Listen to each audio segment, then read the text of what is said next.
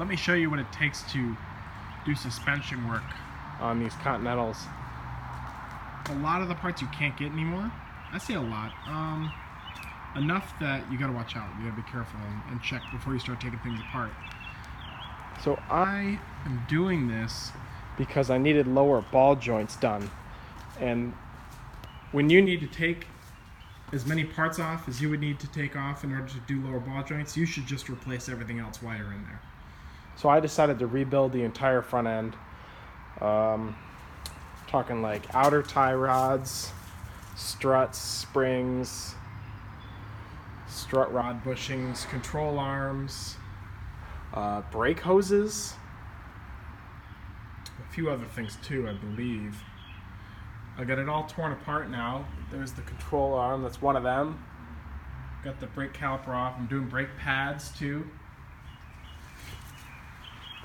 While you got it off, you might as well do it. But there's some issues. One being that struts for this car are discontinued. So you can still get them, but it's either going to be, I think, A1 Auto had a set. AutoZone had it under their rare parts brand, and they were about $500 each. I got them from this place called Suncor.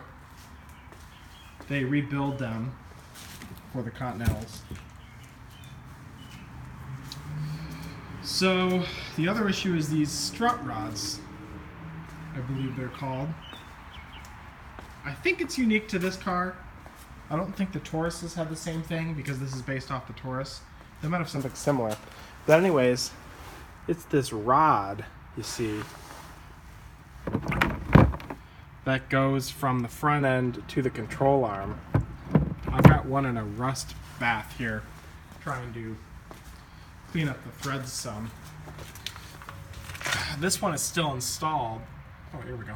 This one is still installed, and only when I had it off did I realize that I didn't order the right bushings for the front of the rod.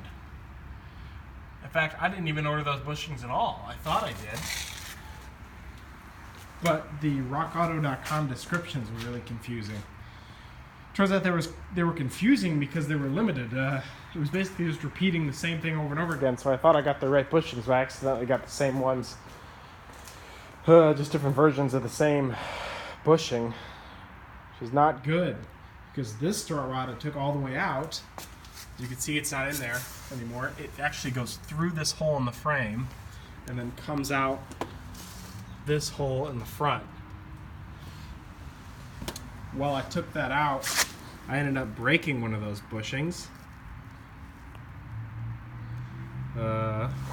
There's another one that also goes on the front there,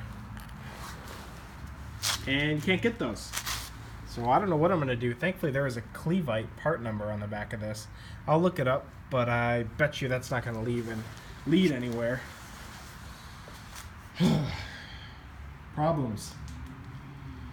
So, I mean, I did my research. I looked up the parts diagrams and everything, but it looks like it wasn't enough. I got the knuckles out here. This is, like I said, this is the reason I took them apart in the first place. I had to do these ball joints. So this procedure is the same as the Taurus, aka not serviceable according to every service manual I saw, which is just very frustrating. So you follow the procedure to take off the knuckle, and then you kind of wing it to get this ball joint in. It was tricky. Yeah, there was no way that the ball joint set fit on there. You really had to finagle stack a whole bunch of parts and washers in order to get it to work in like 3 different directions. It was kind of nasty, but I got it in and out. Not in that order, of course. It started to go in crooked, but I just gave it some welly and it went through. So if you want to have one of these cars and you want to do preventative maintenance on the front, just make sure you have every part before you start. I'm a big advocator of, while you're under the hood, do everything else. while you're in there, just take care of everything else you're taking off.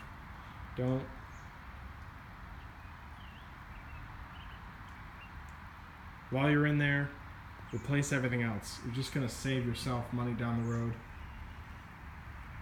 Every time you take off a suspension part and replace it with something different, you should get an alignment. So if you can just replace it all at once, theoretically that's less alignments. So big mess. Unfortunately, I don't even know if it's going to go back together right, because these strut rods had rusted so bad underneath the bushing that this actually had like a whole bunch of metal here that had just swollen and swollen, and I knocked it off. You can see some of it there, but this actually this diameter might be wrong now for the control arms. Then I am in big trouble, because of course you can't get a new strut rod. So I'm not even really sure if you should attempt doing strut rod bushings on this car. I don't know. The problem is the car's not interesting enough that the aftermarket is taken up supporting all the suspension components. So maybe in a few years, we'll see.